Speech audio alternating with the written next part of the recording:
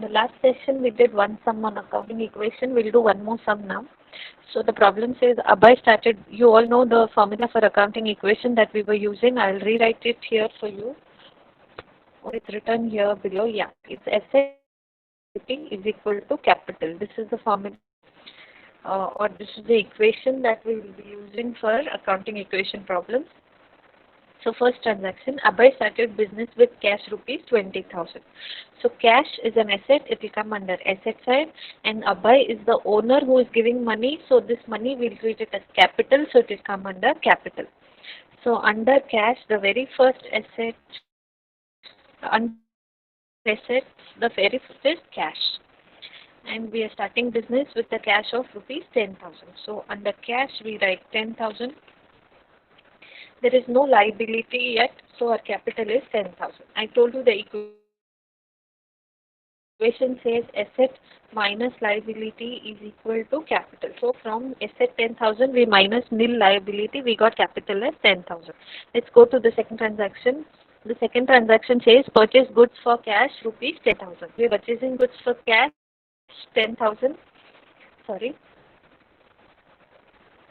Abhay started business with cash 20,000. So it is not 10, it's 20. So our capital is also 20. Now the second transaction says we are purchasing goods for cash rupees 10,000. So from 20,000 cash, we have to minus 10,000 cash because we are spending it in purchasing goods, and the new cash remaining is only 10,000. To this we add purchases 10,000. So we have another asset now, which is purchases. Because we're purchasing goods, we add here as purchases under asset side. The goods are coming in and they are our assets. So cash 10,000 we have, as purchases 10,000 we have, liabilities are still nil. So our capital is 20,000. Let's go to the third transaction. Purchase goods on credit from Mr. Mohan rupees 8,000. Again we are purchasing. Remember, we are purchasing it on credit, so nothing will happen to cash.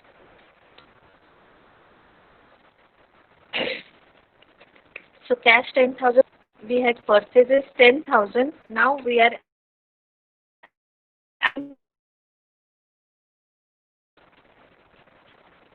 so our new purchases will be 18,000. So cash 10,000, purchases 18 assets. Now we are going to Mohan. We have purchased from Mohan on credit. So it is our liability. And our capital will be 20,000. Now it's our first liability and it is creditor. So we will enter it here.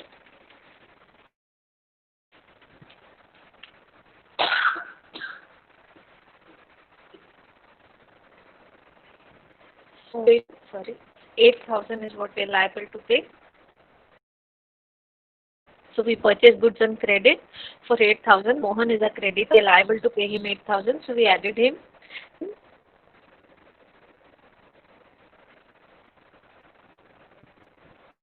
Liabilities. Okay, so the next one.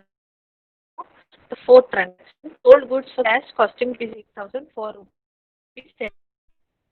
Sold goods for cash costing rupees 8,000 for rupees 10,000. So we have sold goods for cash and we have sold it for 10,000. So our new cash balance would be 10,000 we already had plus 10,000 we are getting by selling goods. So we get 20,000 as cash balance. Now about goods, we have 18,000. We are selling costing rupees 1,000. So from 18,000, we have to minus 8,000, the cost of the goods that we have sold, and the new. So see here, I'm repeating it again to you. Sold goods for cash costing 8,000 for 10,000. We received cash of 10,000 and goods of only 8,000 have gone out. So we have 20 plus 10, 30,000 of assets now, and 8,000 is our liability. So 30 minus 8, we get 22,000. The capital is increased by 2,000 because We have made profit of 2,000. We have sold goods costing rupees 10,000. That means costing rupees 8,000 minus 8,000 worth 10,000. So 8,000 came in. So 2,000 came in was profit. We got it to the capital of the owner because profit is to be given to the owner and all the expenses will be paid by the owner. The fifth transaction, withdrawn rupees 1,000 for personal use. So from 20,000, we have to minus 1,000 rupees drawn by the owner for personal use. So we have cash of 19,000. Now, whenever owner withdraws it for personal use, business treats it as an expense because that much money goes out of the business. So it will get reduced from owner's capital. So cash 19,000 plus 10,000 purchases. We have 29,000 worth asset, 8,000 minus those liabilities. So 21,000. Next, sixth one says electricity paid rupees 100. So sixth transaction, we have cash of 19,000. From this, we minus the electricity bill payment of 100. So now I have cash of 18,900. Sorry, we have to still pay the liabilities of 8,000. So now our capital is 20,900. 18,900 plus 10,000 is 19,900 minus 8,000 if I do. Sorry. 28,000 if I do, it will be 20,900. So that's our capital now.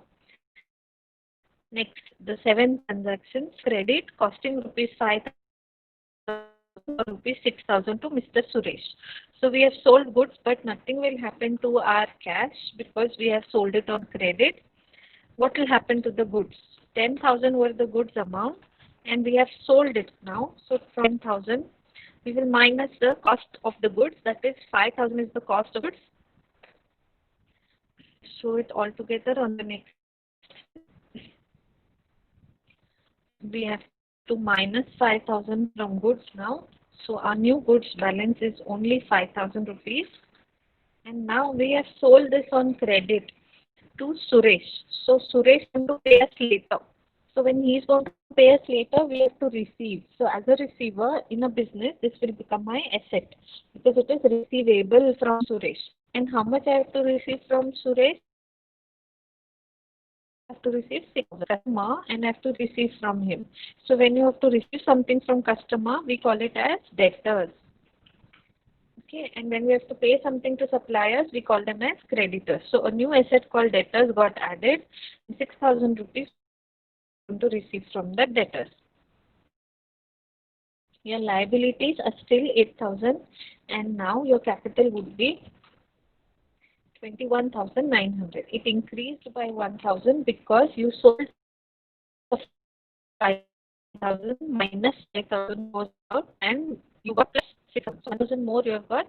That is the profit that will go to the owner. That was the seventh transaction. One, rent outstanding rupees 400. Now let's understand this transaction first. A rent, it is an expense and you will show it as, you will remove it from cash and you will rent paid and capital will reduce. But here you have not paid outstanding. That means it is still payable. Anything that is payable means you are liable to pay. So it will be liability. Because you have not paid, nothing will be no effect. Your cash will be as it is 18,900 plus your goods will be 5,000 plus your debtors will be 6,000. Now you had liabilities of 8,000. To this a liability of 400 your outstanding rent. So to credit here our rent as a new liability. Okay, so now my capital would be 21,500. Because my liability increased by 400, so the owner is liable to pay. So out of 21,900, 400 he has to pay. So his money is only 21,500. Right? So because it was outstanding, we took it under liability side. But if it was rent paid, I would have reduced it from cash as expense, and again it would affect the capital. So that's the difference between outstanding. Now, the next one, borrowed rupees 5,000 from Mr. Lalit. So here we are borrowing, means we are taking from somebody. 5,000 we have borrowed, so money will come in the business. So your cash will be 18,000 plus 5,000, because when you borrow, Lalit will give you, so it will be 23,900, sorry, to this 5,000, and your debtors 6,000. Now under liabilities, you already have 8,000 creditors, 400 you have outstanding, and now because you have borrowed from Lalit 5,000 rupees, this is a new liability that will get added, and we'll call this liability as loan. We are not taking Lalit as creditors. Please understand, creditors are to be taken only when you're dealing with them with goods. Lalit is not giving us goods on credit. We are borrowing cash from him. So he's giving us loan of 5,000. So a new liability of has been added there. Now the capital will be the same 21,500, because 5,000 cash came in and 5,000 liability increased. So the net effect is nil on the capital.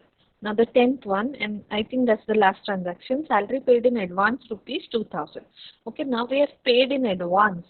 The thing that is important is we have paid. So 23,900 cash, from this we will minus what we have paid. How much have we paid? We paid 2,000. So from 23,900 will minus 2,000 salary paid, and we get 21,900 as cash. Plus 5,000 is your purchases, 6,000 is your debt. Now you have paid salary in advance, so we cannot treat it as an expense till the due date. So maybe you are given next month's salary this month only to your employee. So till next month you can't treat it as expense. So we will treat it as asset, because if the employee leaves today, he'll have to refund back your 2,000 rupees. He cannot carry it home, right? So till that due date, till next month gets over, this 2,000 will remain as assets, and after the next month is over, you can show it as expense. So we have added it to asset instead of taking it as an expense, and we write here asset gets added, that is salary. If you remember, whenever we do outstanding, it is liability or loan, we have to pay payable, and anything that we receive in advance is our asset, because sorry, anything that we pay in advance is our asset, because it has a chance of coming back. Okay, so if you are paying something later, it's a liability. If you pay something in advance, it's an asset. These are your assets plus 8,000 liability of creditors, 400 outstanding rent, and 5,000 loan. So now your total assets are, show it in the next column, 21,900 plus 5,000 is 26,900 plus 6,000, 32,900 plus 2,000, 34,900 is your assets. Liabilities, 8,000 plus 5,000, 13,400 is your liability. So from 34 to move 13,400, your capital would be 21,500. I hope it was clear and the problem was understood by everybody. Thank you.